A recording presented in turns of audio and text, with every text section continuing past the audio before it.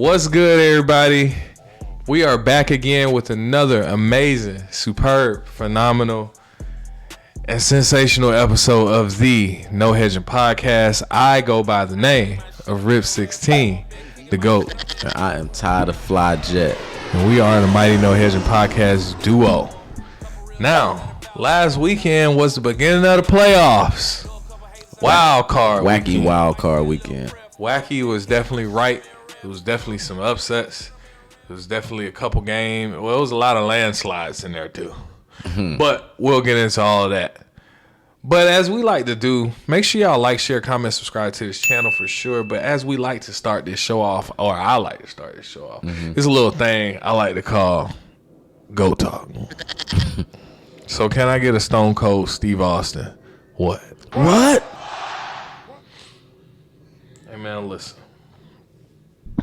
I ain't got no affiliations, but I learned a lot about these bets through growth and development. All right. King Joffy Jeffer, they feeling my material. Okay. That's a buy. Okay. Miraculous manifestation. My melanin molded and sculpted through all of the elements. Word to my guy Cooley. Now, what all that means? Please tell me. It just means that, you know, as you take these chances and you doing these parlays and you placing these wedges, sometimes you don't know how it's going to go, but you just got to believe. What? You know what I'm saying? You got to know that it's going to tip in your favor. What? Sometimes the game don't go how you want it to go. A lot of times the game don't go how you want it to go. But just trust and believe that it's still going to go in your favor. Yeah. When you placing that wager. You know what I'm saying? Yeah. That's what the miraculous manifestation is. You know what I'm saying? You got to believe before it happens. Yeah.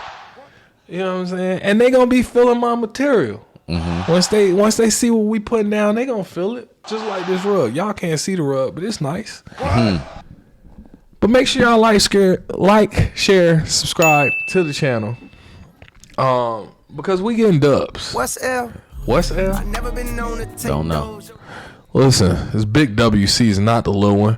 We came here for a lot of money. Not a little bit. So if y'all want to win a lot of money, not a little bit, make sure you like, share, comment, and subscribe to this channel, man. Make sure you tap into these bets. Make sure y'all tune into these comments and keep on talking. You keep chirping, we chirp back. We love to chirp around here. Yeah. Anything else you want to tell the people before we get deeper in this? Let's get it going. All right, let's do it. We like to start this. The other way we start this show is a classic segment. It's one that we like to call takeaways. What do you got? Oh, man. All right. So my takeaway from Wacky Wild Card Weekend is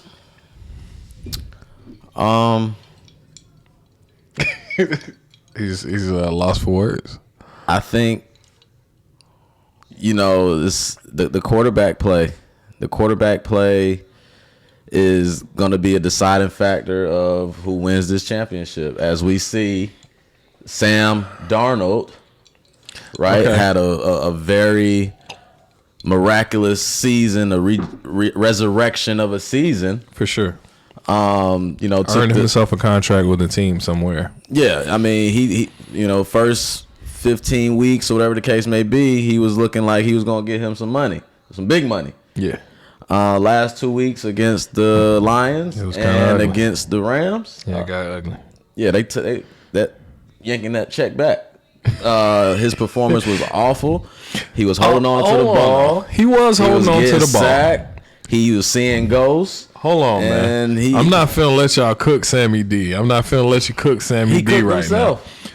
Some of that was not his fault. Where was the offensive line? Well, the offensive line can't hold up for too long. If you're going to hold the ball. Some of those sacks came really fast. Some of them, but a lot of them, too, came from him holding the ball and not throwing the ball away or releasing the ball. You're referring to the sacks versus, I can't remember how many sacks it was versus the was Lions. like, I know it was like 9 6. against the Rams. Yeah. The Rams defense was really tenacious, especially at the line. They put a lot of pressure on them. They got back there pretty fast. And even on the plays in the second half, when they started dumping off the ball in the backfield, they was tackling the wide receivers and the running backs on the dump offs. They catch the ball, they going down within 1 or 2 yards or no yards. So I can't put all of that on Sam Darnold for the sacks. Does he hold the ball sometimes too long? Yes. But it's also situations, hell, Justin Jefferson get tripped up, fall down. They got Addison double covered over here. Hawkinson taking a minute. He's trying to break on his route, but the pressure is flushing Darnold to try and move, and he getting hit. Listen, it was a lot. Well, I'm gonna tell you this: I'm not gonna give him a pass. I'm not giving him a pass because he's not innocent. Nobody was questioning that offensive line all season. Now all of a sudden, in these must-win, gotta have it football games, the offensive line is the worst that it's ever been. You played against the Lions. You played the Lions already. You played against the Lions. You played the Rams already, and you lost to both of them. Yeah, but you played. So them when already. you go against somebody with a tenacious defensive line, can you block them? But to get beat how they got beat, that's the problem. Absolutely, but when you get sacked 9 times, yes, you're gonna have problems. Yeah, but converting. like I'm saying, a lot of it. That's why I said my takeaway was the quarterback play over the weekend. Well, he still had 245 yards passing. He had 1 passing touchdown, which is not that great. And he had 1 interception. Not good. He threw the ball 40 times. Stafford had 209 for 27 passes and 2 touchdowns, right? So, but I think a lot of that was protection too, because Stafford had time to get his guys open. Like the Vikings defense was not playing terrible. No, they didn't play good. They didn't play good, but they weren't playing terrible. They got outcoached for sure. They definitely got outcoached with some of the schemes, the plan, and everything. I felt like that Matthew Stafford forward pass was a little bit bullshit. That was a forward pass. He did like this. It was a forward pass. He flicked did it. like this. He flicked it. That's forward motion. It looked like a fumble to me. I gotta be honest with you. However, even with that, they still would have fucking lost. Yeah. So my whole thing is I'm not pinning that as a reason for them winning. LA just came out there fired up. I don't know if it was the LA Fires and they came out inspired and everything. I think a lot of that had to do with it. But they came out very inspired. They played a great game on both sides of the football. They did what they needed to do. All credit to the LA Rams. However, I just feel like the Vikings definitely got outcoached in that situation. They looked diminished by all of these turned around plays, these mistakes here, getting stopped, getting sacked on this critical down, big third down here, big third down here. They did not convert any of the big third down. But I'm gonna say this: you can't get all of the credit and then not get none of the blame. As a quarterback, you're gonna get blamed. You got to get blamed for not winning these games. Justin Herbert, same thing. That bad quarterback play. He threw 4 interceptions. It was probably the worst game he played all year, his whole career probably. Bad quarterback play. I mean, you got these other teams. That's what I'm saying. The takeaway for me was the quarterback play really showed how valuable they are to their teams, because you need to have good quarterback play in order to win these games, especially in the playoffs, whether you're at home or on the road. Okay, let's parlay that. What you said about quarterback play. Let's parlay that into defenses. Houston and Rams defense showed they ass. Yeah. They showed up in them games big. And I think when you playing against a tenacious defense or a defense playing to that level, it magnifies the flaws that you have on your team. Mm-hmm. With the Chargers, as you just mentioned, Justin Herbert having one of his worst games. 1 touchdown, 4 interceptions. But it magnified the problem with the damn team. Mm-hmm. Problem with the damn team is, who the hell else is the receiver besides Ladd McConkey? Ladd McConkey catching, he made a good amount of catches during that game, and he had a good amount of receiving yards during that game. Ladd had 109. Well, he had a great amount of yards. He had 197 yards, 9 receptions, 1 touchdown. Okay, clearly he's the number 1 target. But again, who the fuck else is it? The next leading receiver has 16 fucking yards. Mm-hmm. So the problem is, he don't have nobody to throw it to. Yeah. Quentin Johnson is ass. As a Chargers fan, he got to go. Yeah, he's a bust for sure. He's a bust. He's a bust for sure. He gotta go. Yeah, he's a bust. Boy, don't catch. Yeah. A wide receiver that don't catch is no good. Yeah, he's no good. That's all I'm saying. So, I mean, Lad came and showed up. But Lad can't do it by himself. So, if he only got one receiver to throw it to, it makes you highly one-dimensional. Mm-hmm. J.K. Dobbins had 27 yards rushing on 9 carries. What's that, about 3 yards per carry? That's okay. But you're not rushing that much. The problem why you're not rushing that much is because your ass is in such a huge-ass deficit. Mm-hmm. So, my whole thing is you can't be so one-dimensional and have one fucking target. At some point in time, the Chargers got to get a wide receiver. If not, you're going to get your ass cooked by a defense like this. It's a reason why in that matchup what they had with the Broncos a few weeks back, both teams went into that week 1-5 against playoff teams or teams over 500. I can't remember which one it was, but they were both 1-5. Mm-hmm. After that game, the Chargers went to 2-5 because they beat the Broncos. You can't win against good teams like that. You can beat up on peons, but you can't win against no good ass team like that.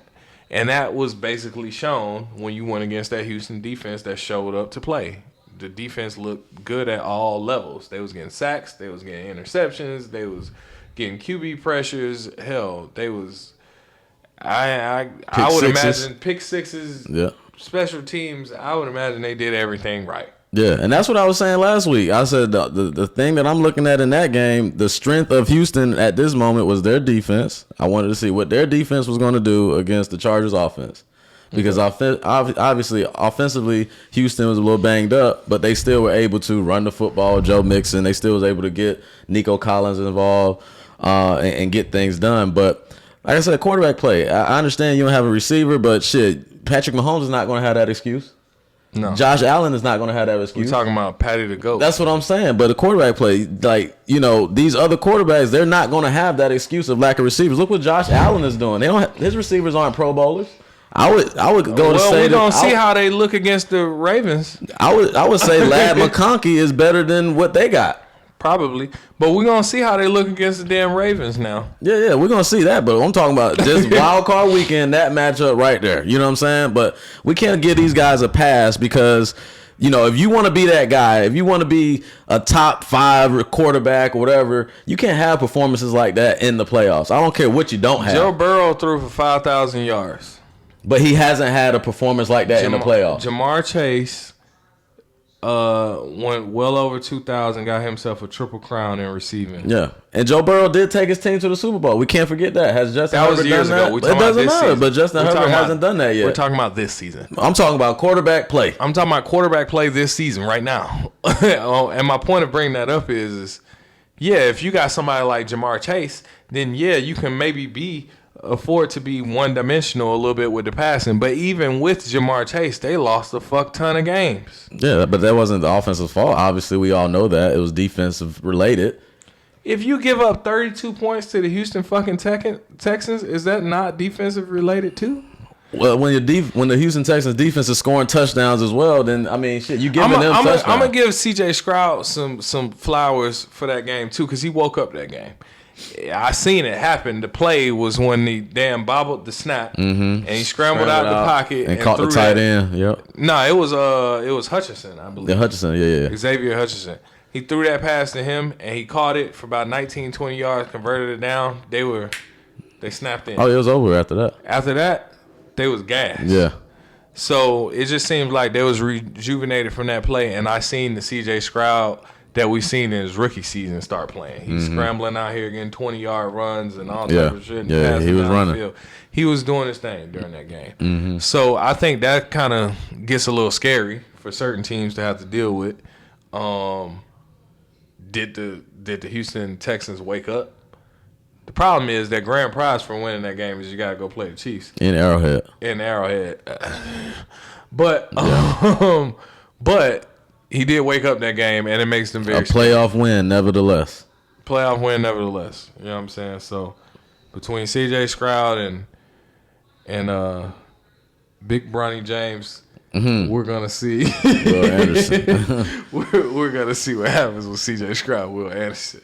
However, it was one more thing I wanted to discuss in takeaways, and it was what you all have been discussing. Actually, it's a little mini segment we like to call chat. Chat. So in the chat, I received 2 different chats. I got a text chat, and I got an internet chat. Okay. It was some people before the game. I'm gonna give y'all credit. It was like, well, you might want to watch out for them Rams. Clearly, you was right because they showed the fuck up. So I'm gonna give y'all credit. Who was wrong? The Rams kicked the ass for sure. But the other chat I received was talking about the Falcons again because they made a firing over there, and we're gonna get into that a little bit more in a second. But the Falcons, when I watched the Rams defense, and I specifically watched Jared Verse put all that pressure on the quarterback, I couldn't help but think, man, the Falcons could have drafted him. And they were actually supposed to be drafting either him or Dallas Turner. And I couldn't help but wonder, if y'all drafted Jared Verse, You wouldn't have Michael Penix. but would you have made the playoffs? I couldn't help but think. With Kirk Cousins? Possibly. During those last 3 games. I don't think the defense was the problem. In those The defense was damn sure the problem against the Panthers. What the fuck are you doing giving up 44 points to the Panthers? That's defense. That month of football that Kirk Cousins played awful, 0 touchdown, 8 interceptions, that wasn't the defense's fault. I don't care if you had Jared Verse, Jared Allen. But look at how many quarterbacks had. Didn't Patrick Mahomes start off kind of shitty? Yeah, they all started slow. Didn't Joe Burrow have a slump in the middle? Yeah. But quarterbacks have slumps. But that's Patrick Mahomes. C.J. Stroud. You talking about quarterbacks? How has C.J. Stroud been playing? You talking about quarterbacks that are better than Kirk Cousins? Prior to this game, how has C.J. Stroud been playing? He hasn't played great, and he snapped into it. But it wasn't his fault. It was the offensive line. It was injuries. Those are the things that caused him not to play as well. I mean, it was wide receiver injuries too. Kirk Cousins was Kirk Cousins. That was him. But this is what I'm saying though. You get Jared Verse, you don't have a Penix, and then you don't have a future. You got a Kirk Cousins, and you upset about. Now we got to draft another quarterback or find another quarterback. Listen, you gave Kirk Cousins too much money. I was against this from the jump before the season started, because your ass could have signed the edge rusher. They did. They got Judon. They did. They made a move and got Judon, but I'm saying your ass could have drafted the edge rusher if you was going to sign Kirk Cousins. Your ass could have really signed Justin Fields and got the same amount of production you got out of Kirk Cousins for way fucking cheaper, if not better. Listen, my whole point being is, I just couldn't help but wonder when I'm looking at Jared Verse and I'm looking at the chat and people trying to give the Falcons excuse. Well, they keep saying, well, you got the quarterback solidified and then you got Michael Penix in. And I'm like, yeah, but I mean, fuck, we could have kind of had this already. Like, we could have really did this already. Stop giving them passes. So I said all that to say I'm on the Falcons' ass for the whole offseason. Because y'all be bullshitting, and then you want to get all these sympathy votes and excuses at the end of the season when you make a little move, or you're like, oh, you want me to silver lining? I'm not silver lining shit. You make the playoffs, brother. We keep buying tickets. We keep showing up to these games, and you keep bullshitting, and you want a silver lining at the end of the season? No. Your ass should have paid Justin Fields. You should have drafted Jared Verse or Dallas Turner. And then you would have had a quarterback that could have got you the same amount of fucking wins that you got. But you might have had a better defense to win some of those games to close. Because Jared Verse is a rookie Pro Bowler. He's going the fuck off. And you could have had him. But you chose to take a quarterback that you didn't even want to fucking play until the other quarterback fucked up. I'm not giving you any power passes. I'm done. I'm on your ass. You'll thank him later. It'll be worth it later. I'm on your ass. Like I said, I got to tell somebody else in my chat. I said drafting Michael Penix is going to be the best thing that Atlanta did for a while. Oh, well, I hope so. Next year, they're going to be better. But I'm on your ass. Get a new DC, and you be all right. Yeah, but then they also talking about not getting rid of Kirk Cousins, keep him as a backup. But I think that's bullshit. I heard that in the press conference too. Yeah, they're gonna say that. It's coach speak. Yeah, I think that's bullshit though. But moving right along to another wonderful segment that we have around here. It's a little segment. Everybody knows the Chiefs are trying to go for this three-peat. Everybody knows that, hell, they're really fucking close to it. But it's a little segment we like to call Besides the Chiefs. Christian and the folks of Kansas City take us to kickoff. So we know the Chiefs are coming off of maybe, 3 weeks rest. Mm-hmm. Damn near. Yeah, 3 weeks. 3 weeks rest. And they going against the Houston Texans, which is not very great for them. But besides the Chiefs, who do you like as a good contender or even a pretender if you have any at this point? Who's a good contender that you looking at pretty heavy? I think the number one contender for the Chiefs is going to be Baltimore. I understand Lamar in the playoffs and all of that, and I understand Josh Allen beat Patrick Mahomes and all of that, but in the regular season. Yeah, in the regular season. But Josh Allen, they got to get through Lamar and the Ravens. They do. Even though they're at home, that's fine and dandy. Bills Mafia going to be loud. That's fine and dandy. But on paper, the Ravens are just overall a better team. They got better players. Yeah, they got more Pro Bowlers. I think so on offense for sure. They got more Pro Bowlers. They got better players than the Is Zay Flowers playing? He might be playing. I think that makes a difference now. Yeah. And it doesn't make a difference because Likely and Mark Andrews, they are still solid receiving tight ends, and then Bateman. So all of those players, Lamar this year has built such a great rapport with his players on the offensive side of the ball. You know, and then they haven't seemed like they lost their identity with running the football. They're giving Derrick Henry the ball 20 plus times, what they should be doing all the time anyway. Every game. And when you give him the ball so much, he's gonna get his yards. Nobody's gonna want to tackle him. He's cold. He's a fucking load. So now you see what they did when they played the Pittsburgh Steelers. It was just too much for the Pittsburgh to handle. And I just think if they keep sticking to that formula, sticking to that recipe, they're gonna be a tough out. They're hard to defend. Lamar has been playing the best football of his career. No slight to Josh Allen because Josh Allen has been playing great too. Basically, 2 MVPs going up at it against each other. But I think overall, I think Lamar has had a better season, obviously with the help of Derrick Henry. But throwing the football, he's been phenomenal. He's been accurate. He's just more precise. He's been accurate. He's been more calm. He's been more poised. He knows when to run, when he needs to run. He's going to run. And he's been protecting himself. So I think, with that formula, that combination, and obviously the defense, they haven't been playing great in the beginning of the season, but towards the end of the season, that defense started to step up a little bit. You started to see Marlon Humphreys. You started to see Wiggins, the rookie cornerback, get some plays, making some plays. Humphreys is playing more so in the slot, playing up close to the line of scrimmage, blitzing, getting to the quarterback. It's just that defense, the defensive line has been getting pressure, stopping the run.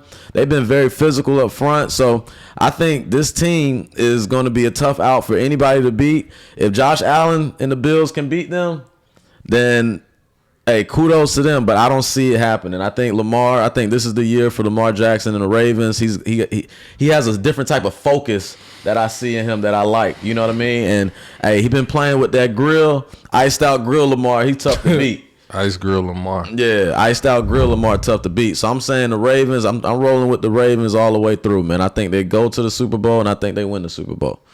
I mean, I think if the Ravens beat the Chiefs, then yeah.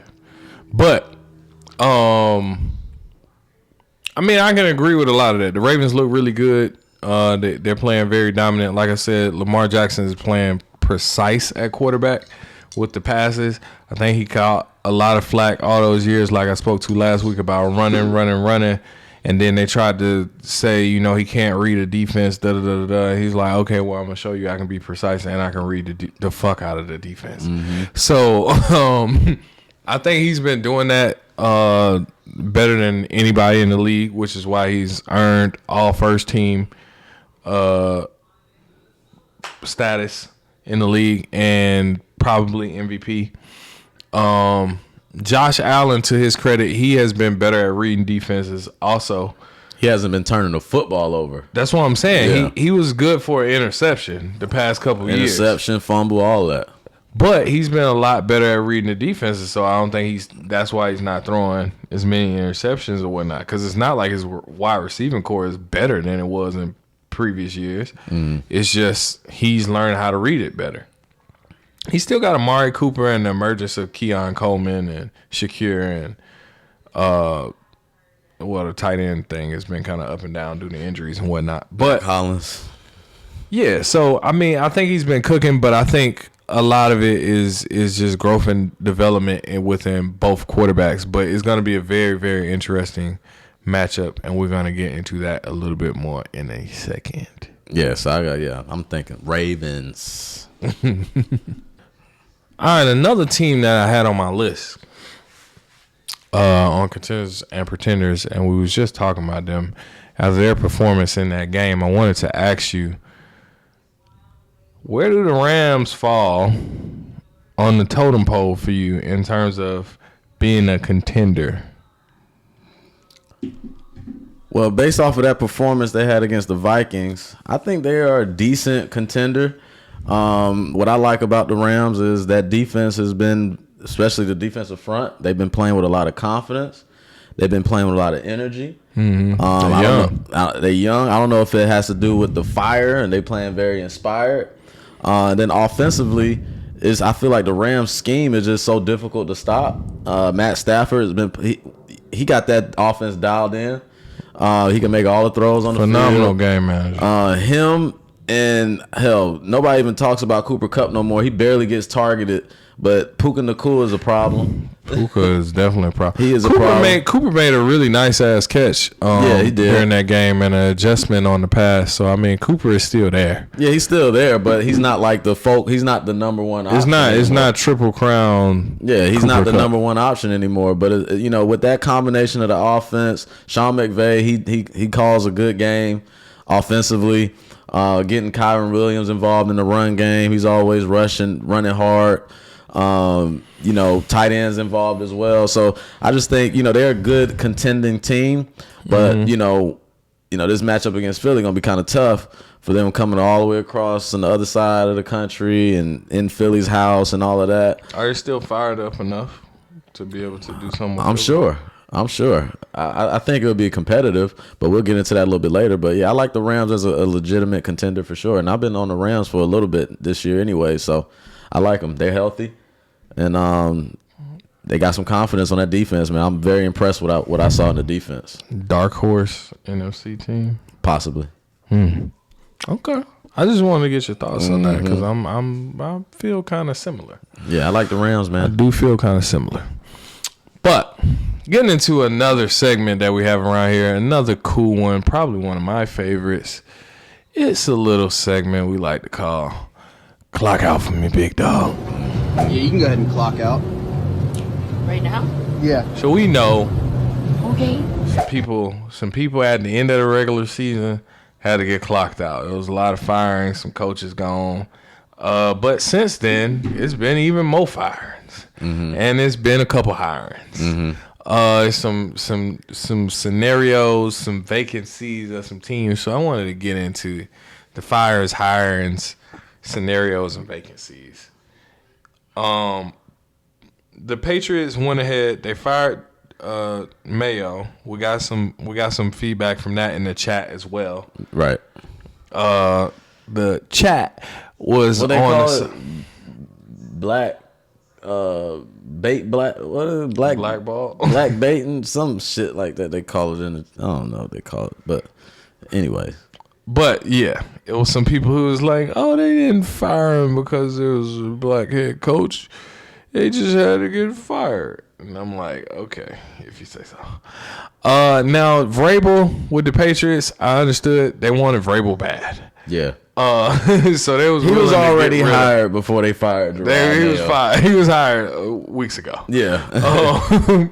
So I think that's what the situation was. So they filled that vacancy pretty damn quick. Yeah, they snatched him off the board real quick because I think he was probably the best coach option out there right now. Probably. You know what I'm saying? He got experience. And he's a former player on the took his team. team to the playoffs, got playoff wins. Got a lot of history with the team. So history with the team. I think obviously they Yeah, Robert Kraft said, he's mine. Right. Now the other interesting one that has surfaced recently has been Dallas and Dion. Mm-hmm. Yeah. Now there's some claims that if they talking mm-hmm. that if they can somehow pick up Shador, and also I heard something about Shiloh. Yeah, basically Deion Sanders said, I would coach an NFL team if I can coach my sons. Right. Both of them. So if somebody can manage to get both of his sons. Now, the problem of that is if he takes the coaching job from Dallas, one, he's a liar. Loses a lot of credibility. With who? With everybody. Everybody. Because he lied. Because I don't know the instant in where he can play either Shador and Shiloh can play for the Cowboys.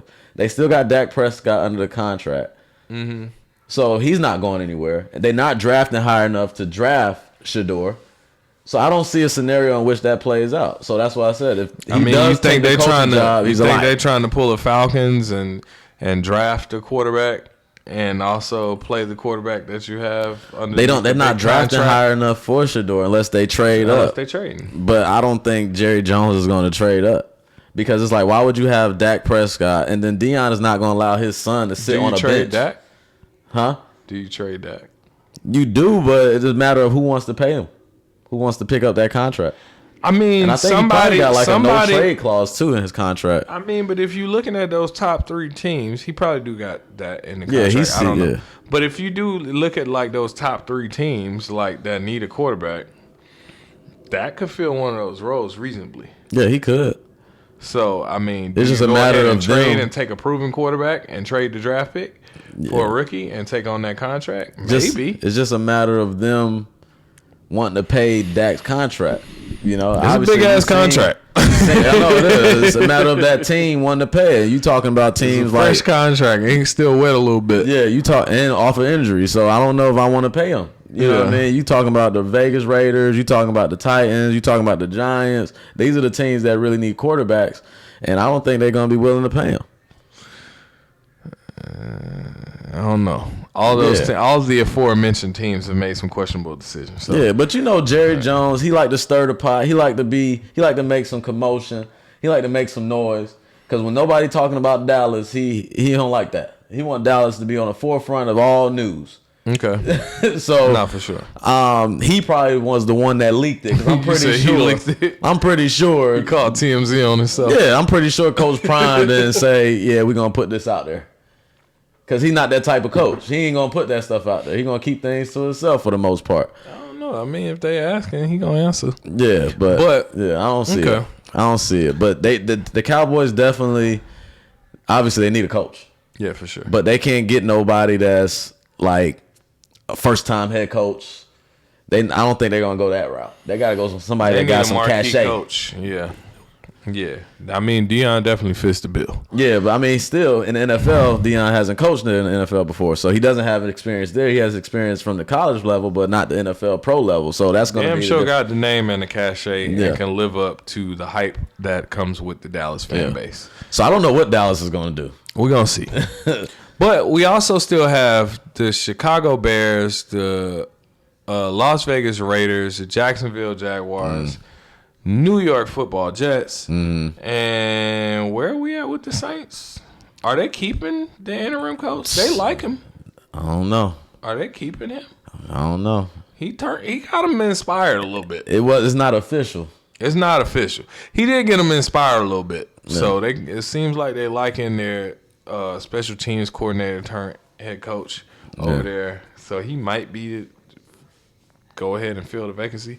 But those other teams that I just mentioned, Bears, Raiders, Jaguars and Jets still need a fucking coach. Mm-hmm.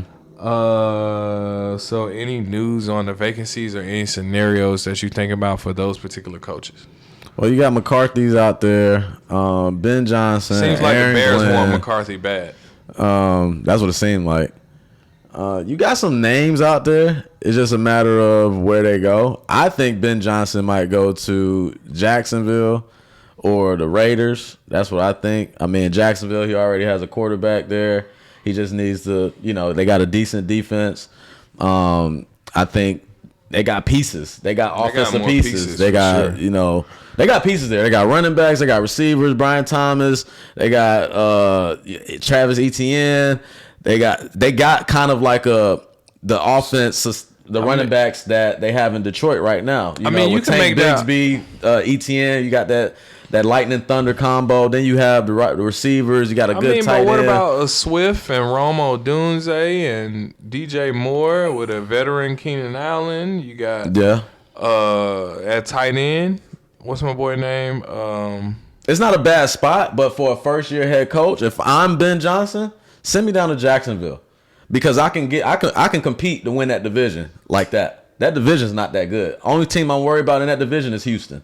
Yeah. You see what I'm saying? Versus having to go against your old now, team. If I'm in Chicago, now I got to worry about the Lions, and the Packers. You know what I'm saying? Get me out of this division because I'm trying to win as a head coach. I'm trying to win. I'm trying to keep my job long term, and this is not going to be the easiest route for me. So send me down to Jacksonville where I can compete. I think that's going to be probably one of the best jobs you can get.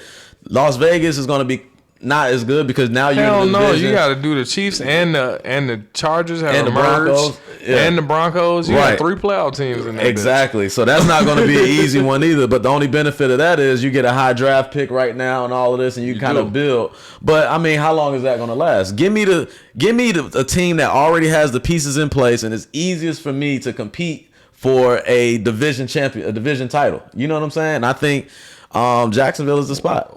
Okay. I'm not mad at that.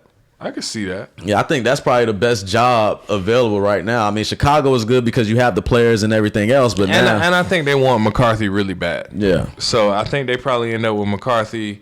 Ben Johnson landing in Jacksonville. I know one of our homies would love that. Yeah. The Jets, you got to deal with Aaron Rodgers.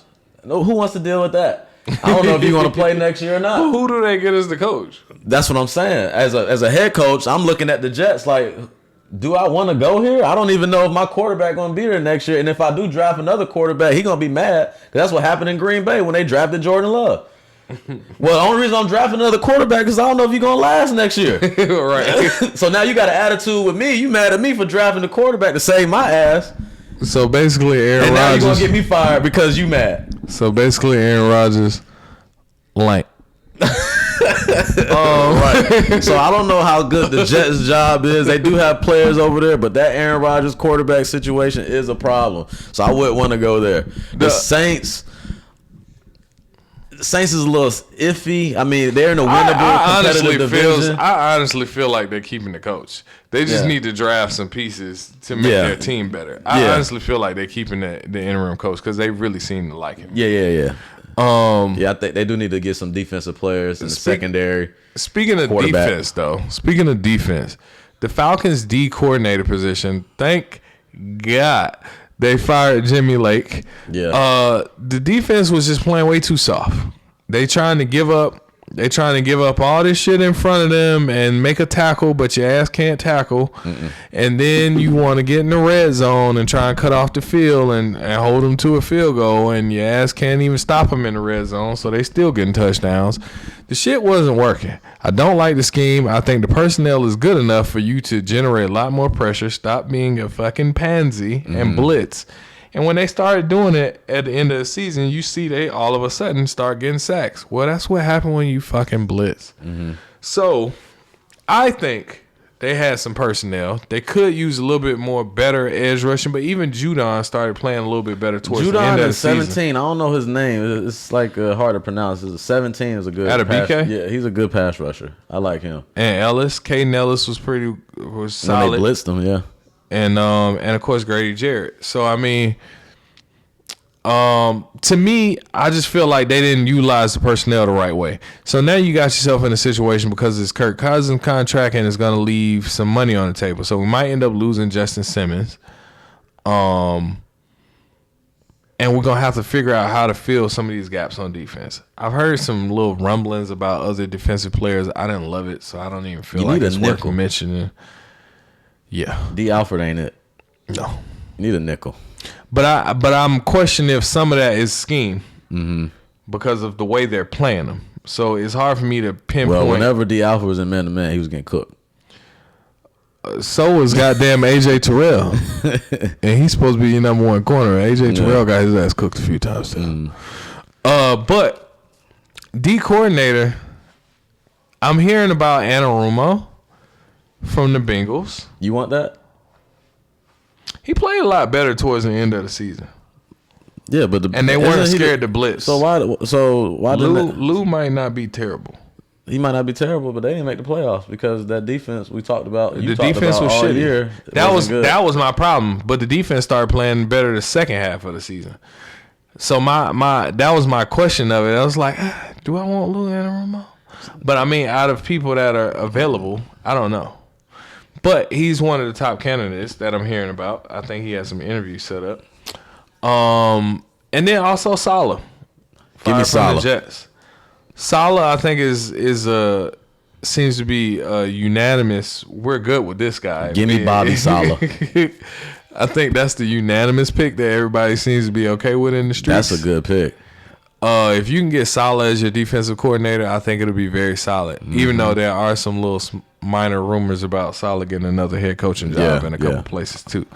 So we'll see. But if Saleh's not getting a head coaching job somewhere, I think the D coordinator for the Falcons, he could turn that defense up for sure. Yeah.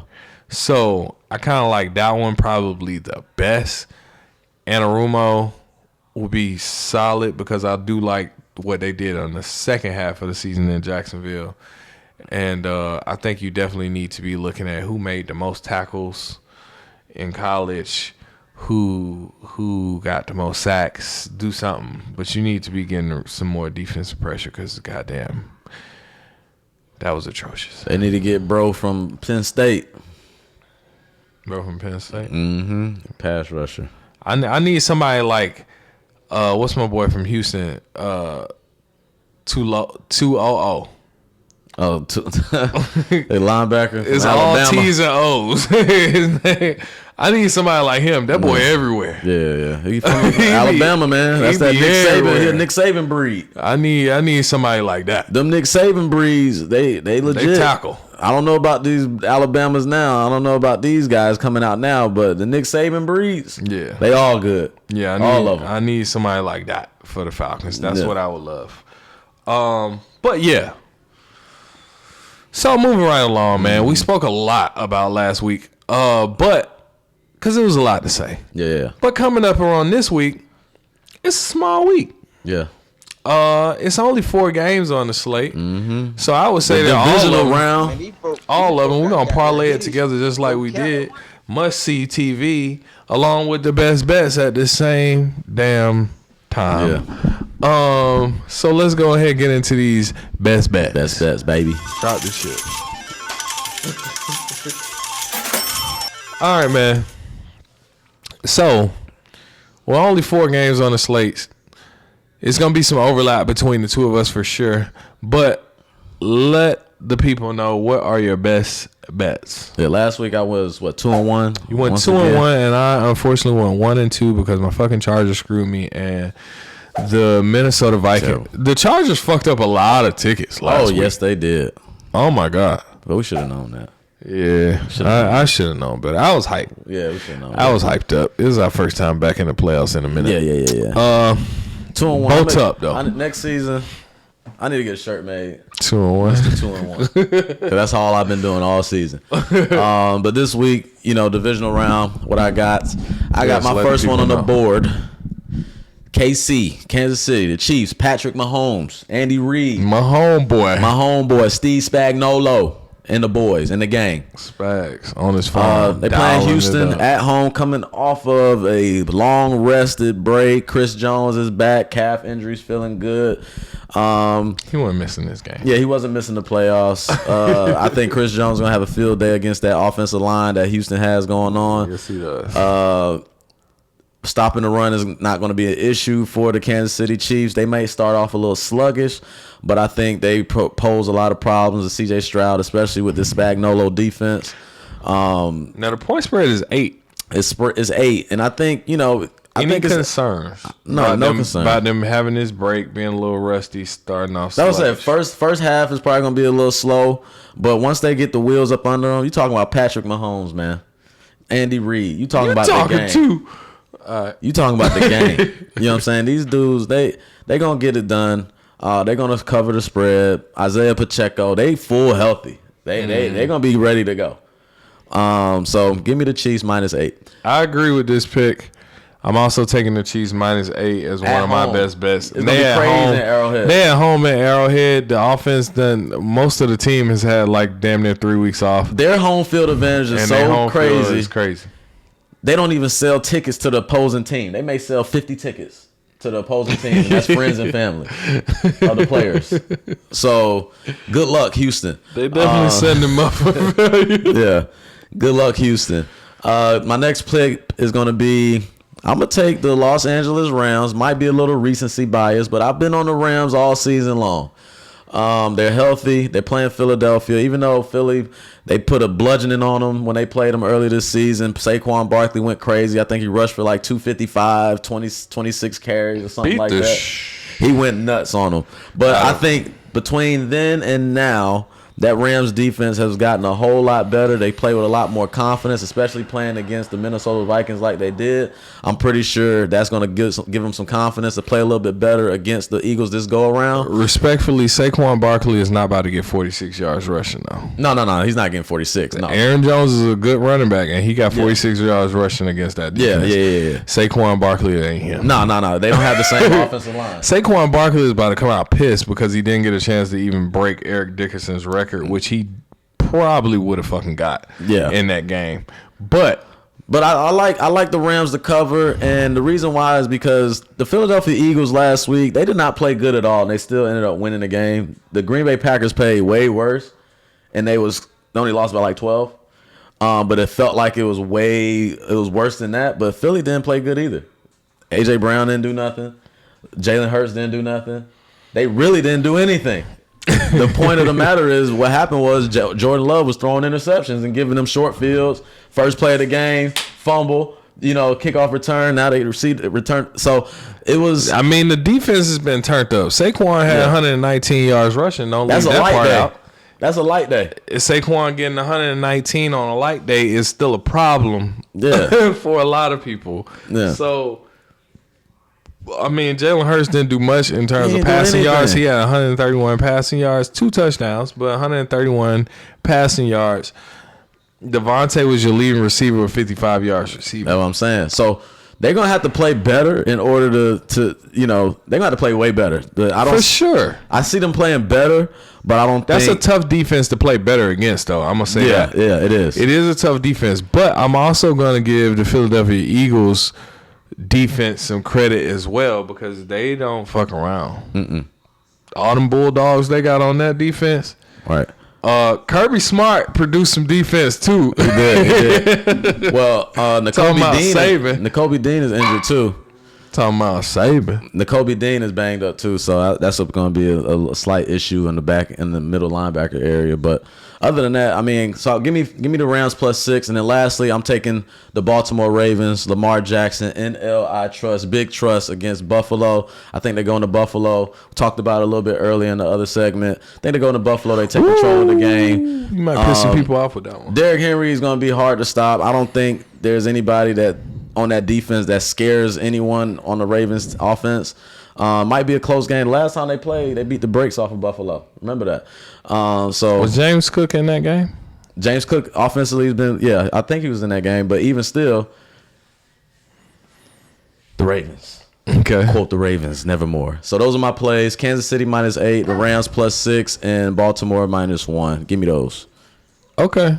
I agree with the Baltimore play. I'm leaning with Lamar just because I feel like he locked in. I feel like he is truly showing his Michael Vick 2.0 status at this point, being a more precise passer than Vick, but also showing the arm strength, the scramble ability, and having a solid rushing game to back him by having a guy like Derrick Henry. So I just feel like the way Lamar is locked in, I feel like if the Ravens are ever going to beat the Chiefs, this is the year to do it. this is the fucking year you do it. Yeah. This is the best team you've had. This is the best Lamar Jackson has played. If you can't beat the Chiefs, I don't know, Blair. I don't know. Yeah. But two of my best bets are also the Kansas City Chiefs and the Baltimore bets. So the only one that I think I have different from you is the Detroit Lions -9. I'm going to roll with Detroit -9 over the Washington Commanders because the Commanders managed to pull off a hard-fought battle. Probably the closest fought game of Wild Card Weekend was that game with the Washington Commanders and the Tampa Bay Buccaneers. And the legend of Jaden Daniels continues. It continues. They talking about rookie of the year. Oh, yeah, for sure. He's the only rookie in the playoffs. Well, Bo Nix was in the playoffs. Well, he got a playoff win. He in the playoffs now. It's a playoff win. I told you. Yeah. But the legend of Jaden Daniels continues, but the grand prize for him is he gets the Detroit Lions, and that is a fucking problem. In Ford Field. In Detroit. I don't like it. Yeah.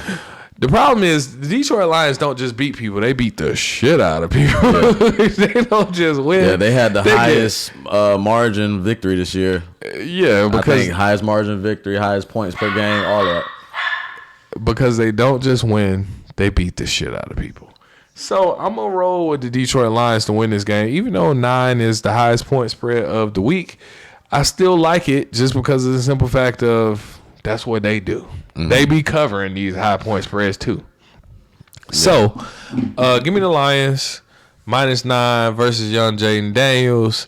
He's been incredibly poised. He's had a great season. I think Monty's back too. David Montgomery's back. I forgot to mention that. Thank you. And Terrion Arnold, David Montgomery back. You got Anzalone back last week. They're coming in. They're getting healthier as they're playing higher strength opponents. And that's just not good for the people they're playing against at all. Yeah. So, and I think that obviously clears their path a little bit because unfortunately, the Vikings got took out. Yeah. So I think that kind of clears their path of hard-fought battles a little bit more. Shit, Philly and the Rams ain't no pushovers, but you eliminated one of them big dogs that you was concerned about. So the Detroit Lions looking real good. Definitely a Super Bowl contender also. Yeah. But yeah, those are our best bets, man. I got Kansas City, Detroit, Baltimore. My boy got Kansas City, the Rams, and Baltimore. Yep. And those are our 3 best bets. But there's one more segment we like to do around here. It's a little segment. Obviously some of y'all may have been hearing the dog bark. The dog is out. The dog is out of the cage. The dog was barking for us last week. So the folks need to know, what is your dog of the week? Last week we both were on the Commanders. Yeah. Kind of saw that Commandos. one coming. The Commandos. It was the only saw one. that one coming. It was the only dog. Houston Texans. The Rams wasn't the underdog. They weren't favored. But either way, this week, man, if I have to pick a dog, and I think I'm going to go with the best one on the board, will be the Los Angeles Rams. The only one. Yeah. And the reason, anything can happen. Anything can happen. But I think this is going to be the best dog on the board. And mainly because, not just recency bias on this, but they playing inspired. They playing with fire. See what I did there? But their defense is playing a little bit more confident. Like I said, they're healthy. I think, offensively against the Philadelphia Eagles, I think there'll be a little bit of I don't know. Philly defense is pretty good. Philly defense they're gonna get after them, but that offense. Mitchell. But McVay calls a good game more often than not. So I have trust in that. But if I were to pick a dog, which I'm going to pick, is going to be the Los Angeles Rams. I just think They're not going to allow Philadelphia to do what they did to them weeks ago. The defense has been playing way better. Defense travels, run game travels, and that's what they got. They got a defense and they got a decent run game, and Puka Nacua is a problem. Puka Nacua Jackson. My boy be toe touching on the sideline. He is a problem. He gonna catch it. He's physical. He gonna run through you. He ain't gonna run around you. Nah, Puka. He gonna run past you. That's what gets his ass hurt sometimes. Yeah. But he don't fuck around. He He's ain't tough. no bitch. He's tough. Yeah. He's definitely U-Law. Yeah. Nobody's bitch. Right. But that's my dog. Well, that was his dog. But when it comes to me, I ain't got one. I don't like the Rams to win this game against the Eagles. I think Saquon Barkley is pissed. I think he's coming back after not breaking Eric Dickerson's record because they're resting him. I think he was a very humble guy. I think he's a very nice guy for saying what he said in those press conferences. But Just I think deep down dude. inside, he's just a chill guy. Yeah. But I think deep down inside, he's fucking pissed. He didn't break Yeah. that record because he knows that's his record. He said, "Listen, if I'm not gonna break the record, I'm winning the fucking Super Bowl." I'm winning a fucking Super Bowl. And I think... But unfortunately, he doesn't touch the ball every play. It's up to Jalen Hurts to make that It happen. is up to Jalen Hurts, but I think they're going to hand him the ball a good amount, and that Rams defense is going to have to show him something. They're going to have to show me that y'all can stop me. And when I get this ball, I'm going to run down your throat every time. I think we see backwards hurdle Saquon out there doing his shit. So I ain't got one. I don't really like the Dogs in the divisional round. I'm going to be honest with you. But, I mean, the Rams are definitely the best one on the board. However, I don't know. I just got an eerie feeling about Saquon. If you want a prop bet, a prop alert, Saquon, over. That's my favorite one. Jalen Hurts, rushing touchdown, Yeah. over. So give me those. But, yeah, make sure y'all like, share, comment, subscribe to the channel. That's very important. We need all that support that we can around here. And that's all we got.